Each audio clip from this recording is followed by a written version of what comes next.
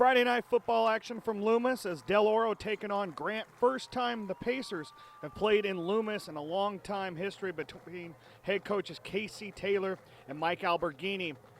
Grant got off the board early. 2 field goals in the first quarter gave Grant an early 6-0 lead over Del Oro. Del Oro responded with a 29-yard touchdown pass from Michael Moore to Jonathan Tuttle to go into the half with a 7-6 lead. And then here to start off the third quarter, this is Greg Eason, backup running back and starting linebacker for Del Oro. He goes 92 yards to open up the second half for Del Oro. Watch this, makes a nice cut, keeps on going, gets down inside the 5-yard line. 2 plays later, Dylan Cainrat, the workhorse for Del Oro, he get into the end zone, making it 14-6 early in the third quarter for the Golden Eagles. Seesaw battle in the second half. Grant scored on the next possession on a 2-yard touchdown run by DeAndre Whittington Grays and a 2-point conversion. Del Oro scores right back on a 64-yard pass from Moore to Tuttle, and this 45-yard scamper by Whittington Grays sets him up within the 5-yard line. He'd score on his second touchdown of the game to make it 21-21 with 1:28 left in the third. More from the big bruising back for Grant as he gets in with 2:37 left in the game, gives the Pacers a 28-21 lead. Del Oro wasn't done. Michael Moore to Tuttle for the third time, ties it up 28-28 with 24.8 seconds left in regulation. Well, folks, that means overtime. Black Hole loving it. Captains at midfield. Del Oro got the ball to start off in the overtime. Here's Moore across the middle, finds Tyler Mateer. He goes down, grabs the ball. Del Oro takes an early 35-28 lead in the first possession of overtime. Grant comes right back. Donovan Brown with the sneak up the middle, ties it at 35-35.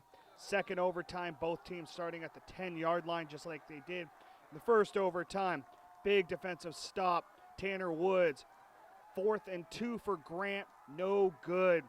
The Golden Eagle defense holds them. All that means is Mason Humes, one of the best kickers in the section for Del Oro, 28 yards, right through the uprights. Del Oro victorious. They beat Grant 38-35 in a thriller Friday night. Here's what the players and the coach have to say about the win. Tanner, how big was that stop? That stop was definitely necessary. If we didn't stop them there, who knows? We would have had to go for it. They have a real good line, good secondary, so we might not have gotten it. We might have gone to another overtime.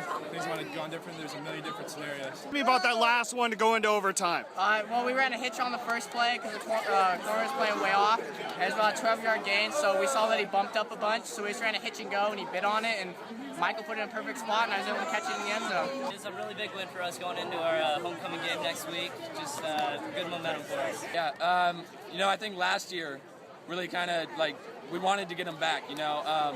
They drove down on us. They got a field goal at the very end to win, and we knew that we wanted them here. And we kept our nose to the grindstone, just kept on working, and we got the victory.